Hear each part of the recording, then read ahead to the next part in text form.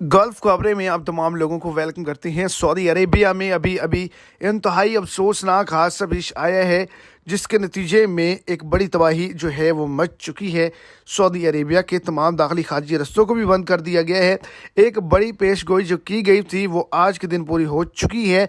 Saudi Arabia के अंदर कितने लोग हलाक हुए हैं, कितने ज़ख्मी हुए हैं, कौन कौन से शहर जो हैं उनमें एमरजेंसी है। तो वीडियो की तफसीलात को जानने के लिए वीडियो को एंड तक देखें ताकि आपको तमाम डिटेल्स की अच्छे से समझ आ सके। और अगर इस चैनल पर आप फर्स्ट टाइम है तो लाजमी से चैनल को सब्सक्राइब करें, वीडियो को लाइक करें और अपने दोस्तों तक इसको ज़्यादा से ज़्यादा शेयर करें।